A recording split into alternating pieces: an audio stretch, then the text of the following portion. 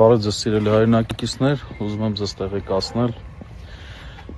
հետևյալ իրադարձության մասին։ Այսօր փետրվարի 14-ին պատմական մի գործողություն տեղի ունեցավ, որը կարելի ասել ամոթի գործողություն։ Այսօր Հայաստանի Հանրապետության դատախազությունը քրեական հետապնդում է հարուցել Ամենայն Հայոց կաթողիկոսի նկատմամբ։ Եվ քննիչն էլ փորձել է հարցաքննել Վեհափառ Հայրապետին։ Վեհափառ Հայրապետը մեղադրվում է դատական ակտի կատարմանը խոչընդոտելու մեղադրանքով, եթե հիշում եք, եպիսկոպոսներին նույնպես այդ մեղադրանքներ ներկայացվել։ Սա ուղիղ միջամտություն է եկեղեցու ներքին գործերին։ Դուք լավ գիտեք, որ Ավստրիայում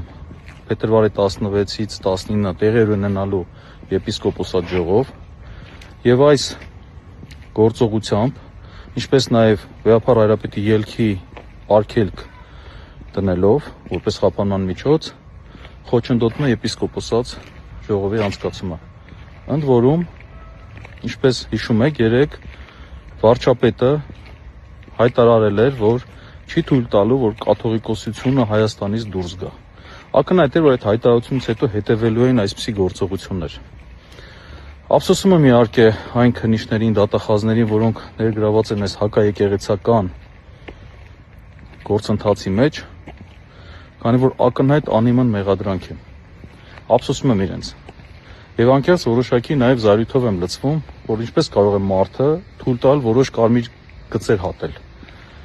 Բայց այսօրվա հարցաքննության ժամանակ էլ ուզում տեղեկացնել, որ ինքս էլ նույն բացական վերաբերմունքով էի նայում քննիչին, բայց վերջում Վեհափառ Հայրապետը օրհնեց քննիչին եւ նրա ընտանիքին։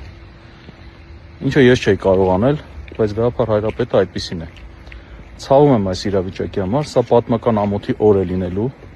Ես վստահ եմ, որ այս իշխանությունը ավելիին է գնալու, ավելի վատ գործողությունների, բայց սա հերթական արձանագրումն էր։ Ես վստահ եմ, որ եկեղեցուն հնարավոր չէ հաղթել, եւ ամեն ինչ լավ է լինելու։ Լավ մնացեք։